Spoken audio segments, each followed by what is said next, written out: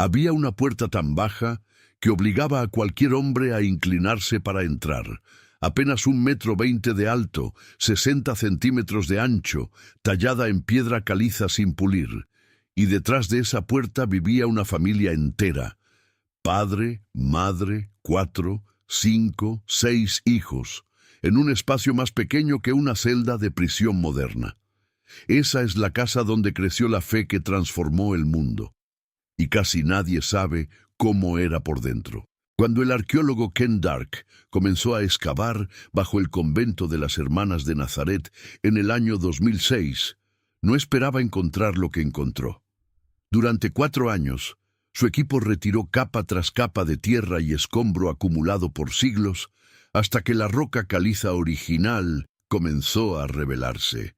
Lo que emergió fue una vivienda del siglo I, tallada directamente en la piedra viva, con una cisterna para almacenar agua de lluvia, nichos excavados en las paredes para guardar alimentos y objetos, y un pequeño patio que conectaba con el exterior. La ubicación coincidía. La fecha de construcción coincidía.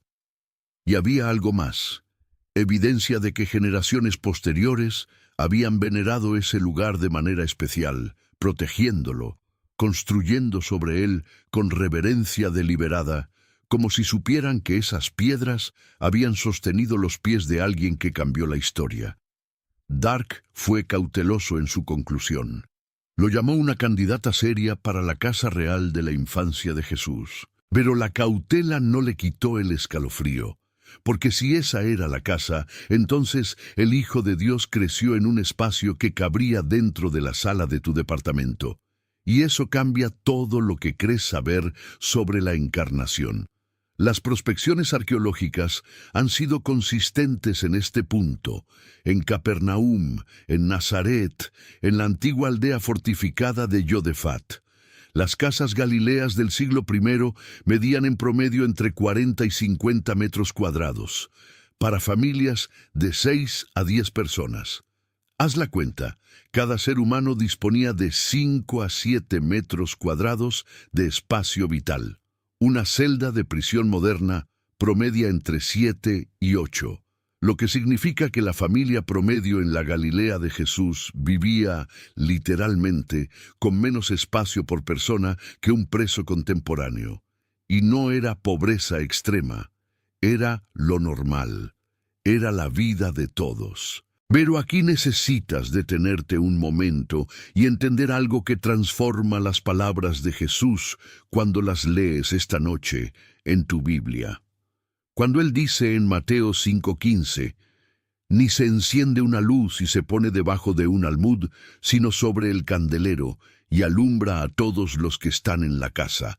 La palabra griega que usa es oikia, y la frase clave es todos los que están en ella. Una sola lámpara alumbraba a todos. No porque la familia fuera pequeña, sino porque la casa era una sola habitación. Una habitación única, donde se cocinaba y se dormía y se oraba, y se nacía y se moría. Una sola lámpara bastaba porque no había paredes interiores que dividieran la luz. Y esa lámpara, los arqueólogos las han encontrado por cientos en toda Galilea, lámparas del período herodiano que cabían en la palma de tu mano. Contenía apenas 2 o 3 cucharadas de aceite de oliva, ardía entre 2 y 4 horas, y producía aproximadamente 1 o 2 candelas de potencia lumínica. Para que entiendas lo que eso significa, una bombilla moderna de 60 vatios genera unos 800 lúmenes. Una lámpara del siglo I generaba entre 10 y 15. El hogar donde Jesús enseñó, donde sanó, donde partió el pan, era entre 50 y 80 veces más oscuro que tu habitación con una sola luz encendida. Oscuridad. Esa era la textura de la vida cotidiana. Y en esa oscuridad, una sola llama pequeña lo cambiaba todo.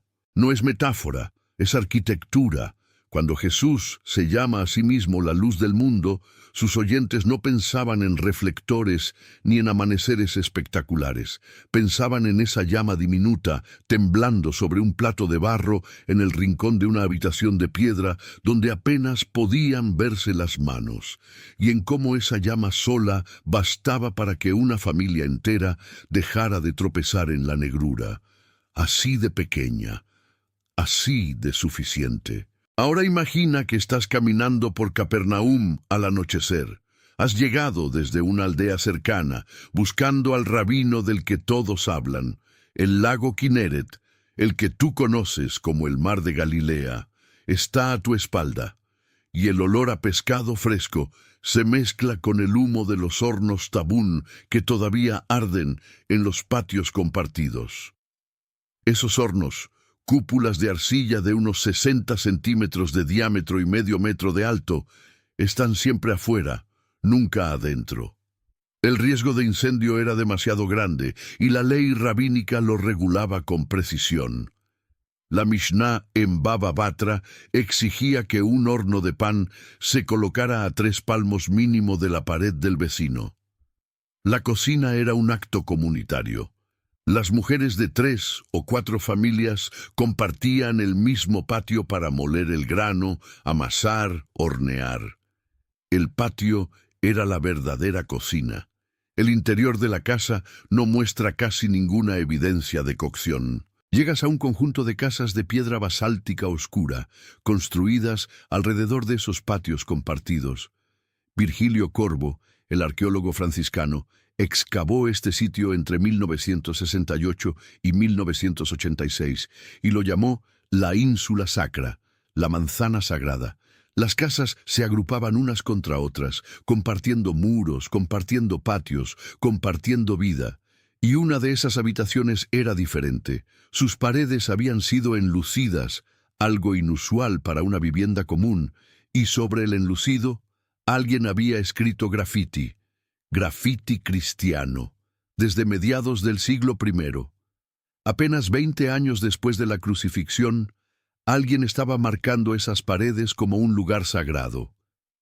La tradición dice que esa era la casa de Pedro, la casa donde Jesús se hospedaba cuando estaba en Capernaum. Te agachas para entrar. No tienes opción. La puerta mide 1,5 metros de alto, tal vez menos, y no llega a 80 centímetros de ancho. Giras los hombros, bajas la cabeza y entras. Ese diseño no era descuido, era deliberado. Una puerta baja retenía el calor en invierno y dificultaba que los animales escaparan, porque los animales estaban adentro, contigo, en la misma habitación. Las excavaciones lo confirman una y otra vez.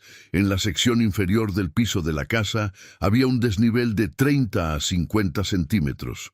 A veces separado por un tosco bordillo de piedra, a veces por nada en absoluto. Y en ese nivel más bajo dormían las cabras, el burro, tal vez un buey. Y en el nivel elevado, sobre una plataforma de tierra apisonada o piedra, dormía la familia, junta, toda, en una sola superficie. La parábola de Lucas 11 lo confirma con una precisión que duele.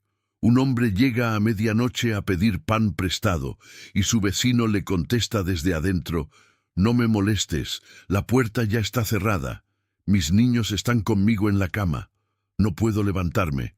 El griego dice «eis ten koiten», en una plataforma de dormir, un área de descanso.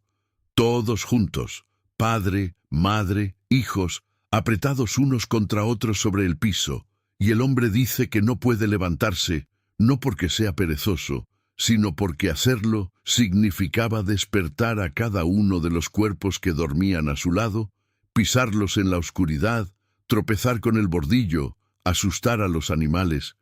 La puerta ya está cerrada, y esa puerta se aseguraba con una viga de madera deslizada en una cavidad tallada en la piedra, con un cerrojo de pines de madera que solo se abría con una llave enorme de 20 o 30 centímetros con forma parecida a un cepillo de dientes, tan grande que se llevaba sobre el hombro.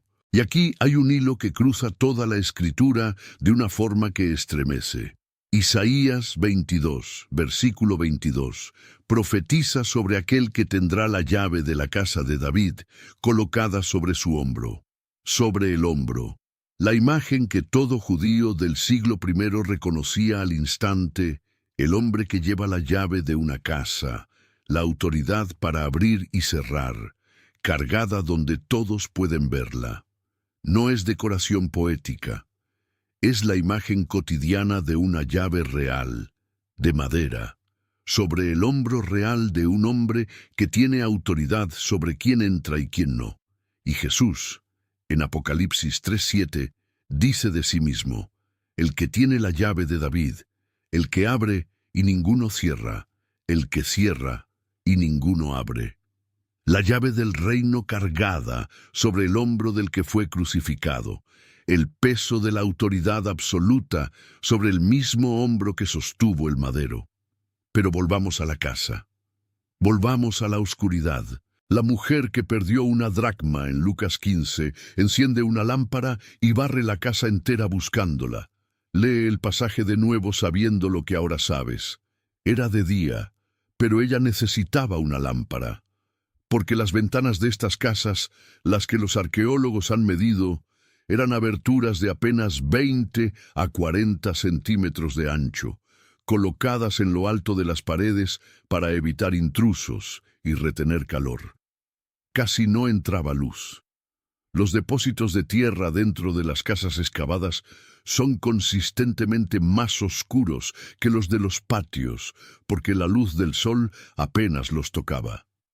Esa mujer encendió su pequeña llama de 10 lúmenes y se arrodilló sobre un piso de tierra apisonada, barriendo con las manos y una escoba de ramas, levantando polvo, buscando en las grietas una sola moneda, el salario completo de un día de trabajo. No la buscaba porque fuera sentimental, la buscaba porque esa moneda era la diferencia entre comer y no comer. Y Jesús mira a los que lo rodean y les dice, así se alegra Dios cuando encuentra a uno que estaba perdido. Así, con esa desesperación, con esas manos sucias de polvo, con esa lámpara de 3 cucharadas de aceite ardiendo contra la oscuridad. Dios te busca como una mujer pobre busca su última moneda en un piso de tierra a la luz de una llama que está a punto de apagarse.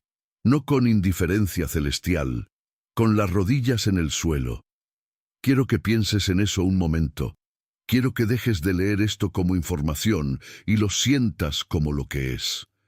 Cada parábola que Jesús contó nació en una casa como esta. Cada imagen que usó, la lámpara, el pan, la moneda, la levadura escondida en la masa, los niños durmiendo juntos, la puerta cerrada a medianoche, no eran ilustraciones abstractas. Eran la vida diaria de la gente que lo escuchaba, comprimida en verdad eterna. Él no hablaba desde arriba, hablaba desde adentro. Ahora sube conmigo al techo. La escalera estaba por fuera. Piedras de basalto sin mortero, adosadas al muro exterior, de 60 a 80 centímetros de ancho, con peldaños de 25 a 30 centímetros de alto. Los arqueólogos las han encontrado en Capernaum, en Corazín, sostenidas solo por la gravedad y el ajuste cuidadoso de cada piedra. Subías por fuera y arriba te encontrabas con el espacio más importante de la casa que nadie imagina cuando lee la Biblia, el techo plano. Deuteronomio 22 ordenaba construir un pretil, una barandilla, alrededor del borde. Si no lo hacías y alguien se caía, la sangre estaba sobre tu cabeza. Era un código de construcción. Una ley de responsabilidad civil escrita 3000 años antes de que existieran los códigos modernos. Y la razón de la ley era simple. La gente vivía en el techo. Dormía ahí en verano, cuando la temperatura interior podía alcanzar 35 o 40 grados. Secaba alimentos ahí, oraba ahí. Pedro subió a la azotea a orar al mediodía. la hora sexta, según Hechos 10, porque era el espacio más tranquilo y privado disponible. Y cuando Jesús dice en Mateo 24 que el que esté en la azotea no descienda para tomar algo de su casa, la urgencia tiene un fundamento físico preciso. Si estás en el techo y necesitas huir, bajar por la escalera exterior, agacharte para entrar por la puerta diminuta, buscar lo que necesitas en la oscuridad interior, volver a salir y subir para escapar por los techos, todo eso tomaba demasiado tiempo. Era más rápido saltar de azotea en azotea. Las casas estaban tan juntas, tan densamente apiladas sobre las laderas. Josefo describe exactamente esto en las casas de Josafat, donde la construcción era tan compacta que los romanos no pudieron combatir casa por casa cuando invadieron en el año 67, que los techos casi se tocaban. Proverbios 21:9 dice, «Mejor es vivir en un rincón del terrado que con mujer rencillosa en casa espaciosa». Y no es solo una metáfora ingeniosa. Los arqueólogos han encontrado pequeñas estructuras tipo cobertizo en los bordes de los techos, exactamente del tamaño justo para una estera de dormir. Era una opción real.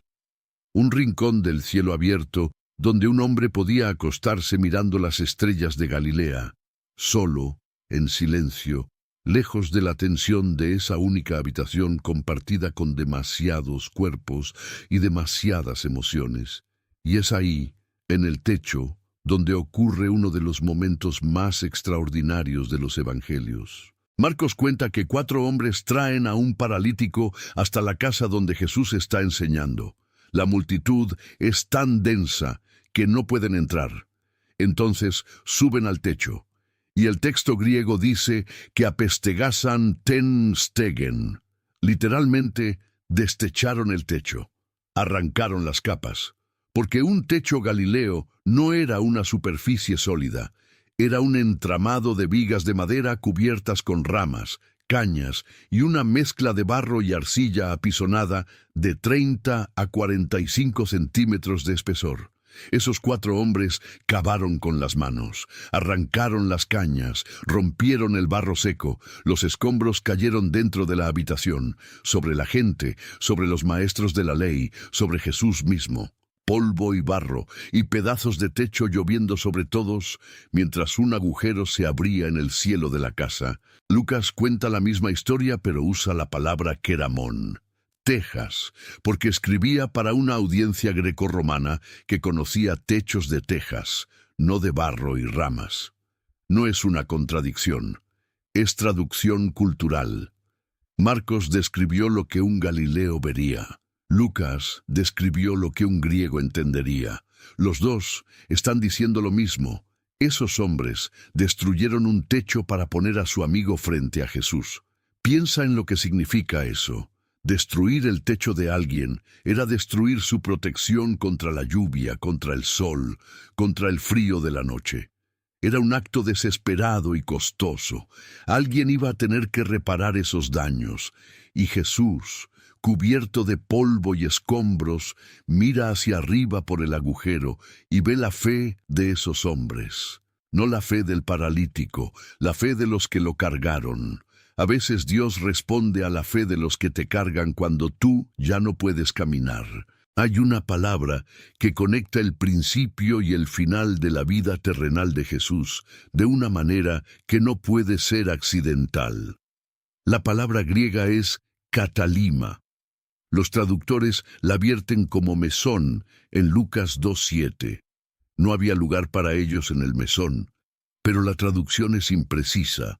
Katalima no es una posada comercial.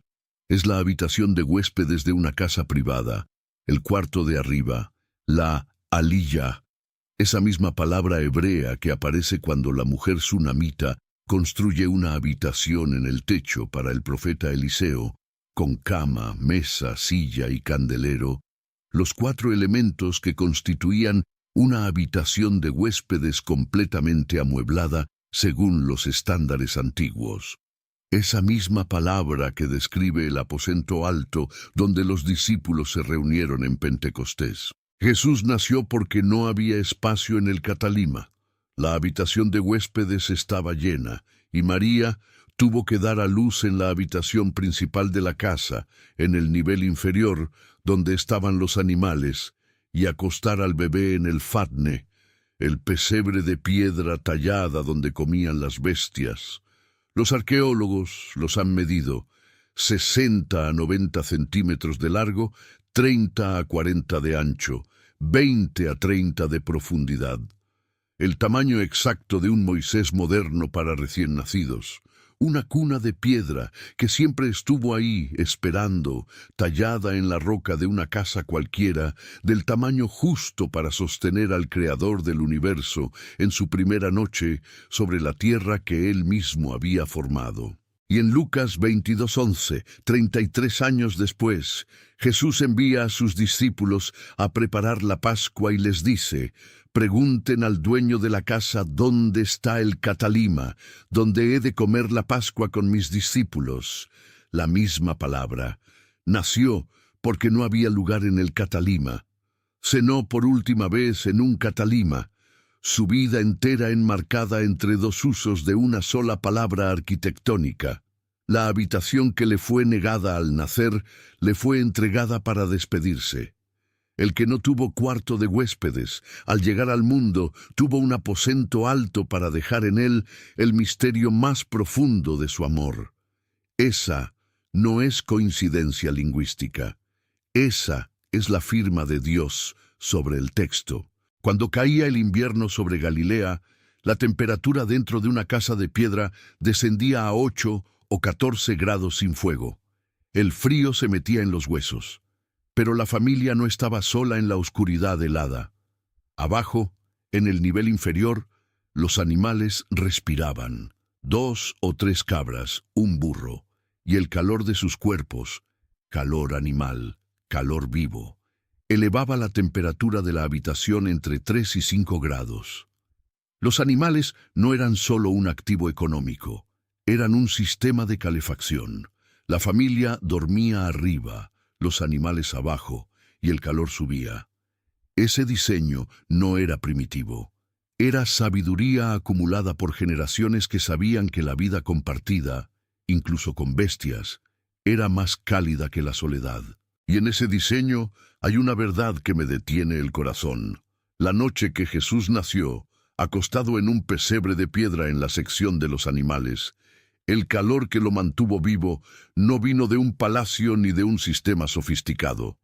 Vino del aliento de un buey, del cuerpo de un burro, de la respiración de las bestias más humildes del mundo, calentando al Dios que les dio el aliento, lo más bajo del mundo, sosteniendo lo más alto del cielo. Así empieza siempre la gracia. Las piedras de moler están en todas partes. Los arqueólogos las encuentran en prácticamente cada casa galileo excavada. Piedras de basalto de 15 a 25 kilogramos, solo la pieza superior. Cada madrugada, antes de que el sol tocara las colinas, las mujeres de la casa comenzaban a moler. 1 o 2 horas de trabajo rítmico, agotador, girando la piedra sobre el grano hasta producir suficiente harina para el pan del día. El sonido de esa molienda era la primera voz de cada mañana en cada aldea de Israel, tan universal, tan constante, que el profeta Jeremías lo usó como medida de la desolación más absoluta. Haré perecer de entre ellos el ruido de las piedras de molino. Cuando las piedras dejaban de sonar, significaba que ya no quedaba nadie vivo para moler. El silencio de las piedras era el sonido de la muerte. Y cada mañana, en esa casa de Nazaret tallada en la roca, una mujer que el mundo conocería como María se arrodillaba sobre el piso frío y molía el grano. Sus manos sobre la piedra, sus brazos sosteniéndola, el polvo de harina cubriéndole los dedos, preparando el pan para un niño que un día tomaría el pan en sus propias manos y diría: «Esto es mi cuerpo, partido por ustedes». El pan de cada día amasado por las mismas manos que enseñaron a Dios encarnado a comer. Necesito que entiendas algo sobre la palabra tameión. En Mateo 6:6, Jesús dice, cuando ores, entra en tu aposento, cierra la puerta y ora a tu Padre que está en secreto. La palabra tameión no significa habitación, significa despensa. El cuarto interior sin ventanas, donde se guardaban los alimentos y los objetos de valor. Era el único espacio en toda la casa donde podías estar genuinamente solo. El único rincón donde la oscuridad era completa y nadie te veía. Jesús no está siendo poético, está siendo absolutamente literal. Está diciendo, ve al cuarto más oscuro, más pequeño, más escondido de tu casa, tu despensa, tu almacén, ese lugar donde guardas la harina y el aceite, cierra la puerta, y ahí, donde nadie te ve, donde nadie te escucha, donde estás rodeado de oscuridad y silencio, y el olor a grano almacenado, ahí habla con tu Padre. Porque tu Padre no necesita la plaza pública, ni la sinagoga, ni la luz del día para encontrarte. Tu Padre te encuentra en la despensa. Tu Padre te escucha en lo más escondido de tu casa. Quiero hablarte directamente por un momento. Quiero que dejes de imaginar el siglo I y pienses en tu propia casa. Piensa en el lugar más pequeño, más callado, más ordinario de tu hogar. Tal vez un rincón de tu cocina, tal vez el pasillo donde nadie se detiene, tal vez tu cuarto a las 3 de la madrugada cuando no puedes dormir y el silencio te pesa. Ese es tu tameión. Ese es el lugar donde Dios te espera, no en la catedral, no en el evento masivo, en la despensa de tu vida, donde nadie aplaude, donde nadie te ve, donde solo queda tu voz y la oscuridad y la certeza de que alguien está escuchando. Los vasos de piedra eran la marca invisible de la fe judía. La Mishnah establecía que la piedra, a diferencia de la cerámica, no podía contraer impureza ritual. Por eso, las familias judías preferían tazas y jarras talladas en piedra caliza, más pesadas, más caras, más difíciles de producir, pero ritualmente seguras.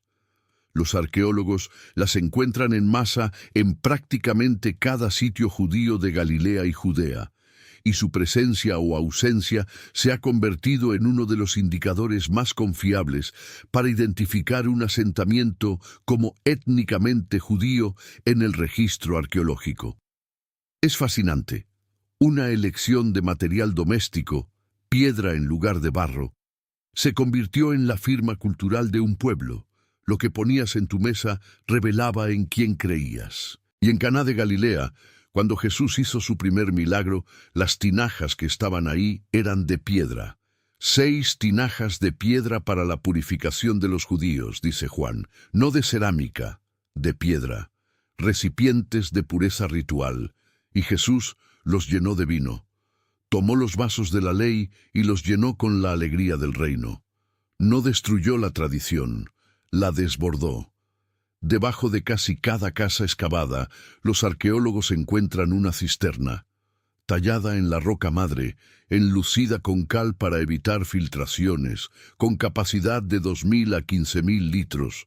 Canales tallados en las superficies del patio y del techo dirigían cada gota de lluvia hacia esa cisterna durante la temporada de lluvias, de octubre a abril.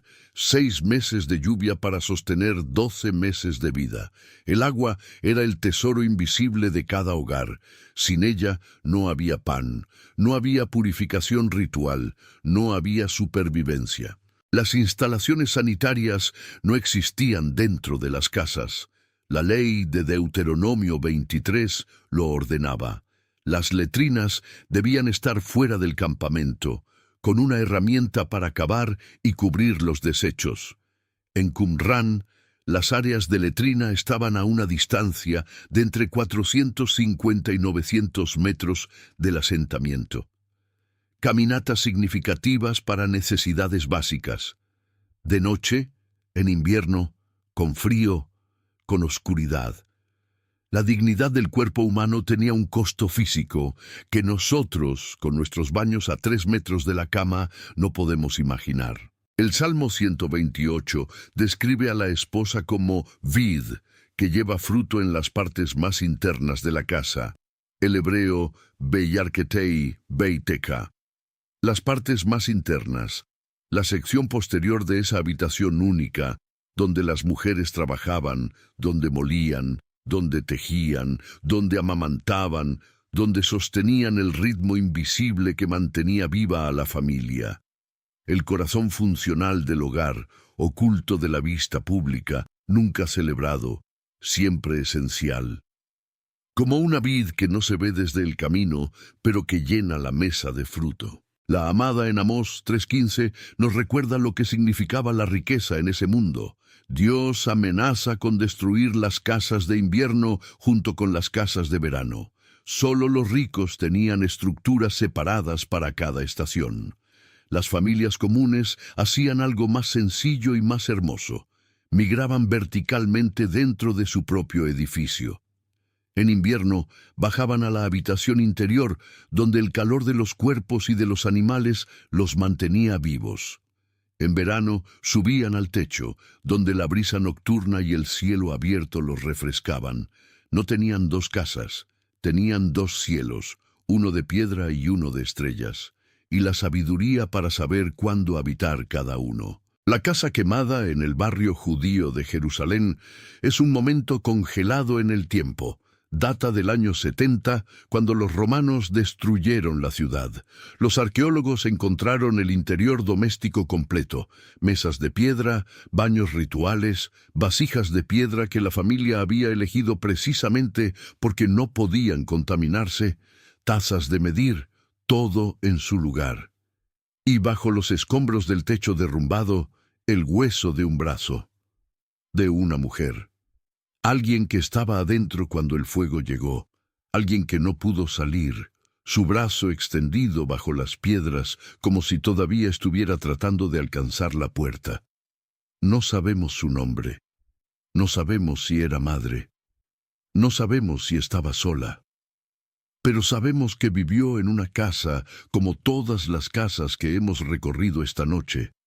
Una habitación de piedra, oscura, pequeña, llena de presencia humana, y que cuando el mundo se derrumbó sobre ella, lo último que hizo fue intentar salir hacia la luz. La escritura entera cabe en esa imagen, la humanidad bajo los escombros, el brazo extendido, buscando la puerta, y del otro lado, alguien que dice, yo soy la puerta. El que por mí entrare será salvo. Cuéntame en los comentarios, ¿cuál de estos detalles cambió para siempre la forma en que vas a leer la Biblia? Quiero terminar donde empezamos, en esa puerta baja, 1,20 m de alto, 60 centímetros de ancho. Todo adulto tenía que inclinarse y girar para entrar. El Dios que creó el universo con una palabra eligió crecer en una casa donde tenía que agacharse para salir cada mañana. Y cuando se hizo adulto y caminó por Galilea enseñando sobre el reino, cada persona que lo escuchaba vivía exactamente así, en una habitación oscura, con los animales abajo, con la familia apretada en una sola plataforma, con una lámpara de 10 lúmenes temblando contra la negrura, con una cisterna bajo los pies guardando el agua de la última lluvia, con la piedra de moler esperando la madrugada, con una puerta tan baja que obligaba a arrodillarse para entrar. Y él conocía cada rincón de esa vida, no de oídas, no de libros. La conocía porque era su vida. El olor a cabra en la oscuridad de diciembre, el peso de la piedra de basalto al amanecer, el sonido del barro resquebrajándose en el techo durante la primera lluvia, el frío del piso de tierra bajo los pies descalzos, la voz de su madre moliendo grano mientras él todavía dormía. Esa es la encarnación, no un concepto teológico, una casa de 40 metros cuadrados tallada en piedra caliza en una aldea sin importancia, donde Dios aprendió a dormir con frío y a despertarse con hambre y a vivir tan cerca de otros cuerpos humanos que podía escuchar el latido de sus corazones en la oscuridad. Él no vino a observar tu vida desde lejos, vino a vivirla desde adentro, desde la despensa, desde el piso de tierra, desde la puerta baja que obliga a inclinarse. Y esa puerta baja quizás sea la imagen más honesta de la gracia que existe. Porque para entrar al lugar donde Dios habita, siempre hay que agacharse, siempre hay que hacerse pequeño, siempre hay que dejar afuera el orgullo que no cabe por esa abertura de 60 centímetros. El que quiera entrar tiene que inclinarse, no como castigo, como diseño, porque del otro lado de esa puerta, en la oscuridad humilde de la habitación más sencilla del mundo, una llama pequeña está ardiendo, y esa llama basta. Siempre ha bastado. Si este recorrido por las casas del tiempo de Jesús te acercó, aunque sea un paso más, a la realidad de lo que Dios hizo al hacerse carne y habitar entre nosotros, te invito a suscribirte a este canal, porque este es apenas el comienzo. Hay más puertas que abrir, más piedras que mover, más rincones oscuros donde descubrir que la luz siempre estuvo ahí, temblando, pequeña, suficiente, esperándote.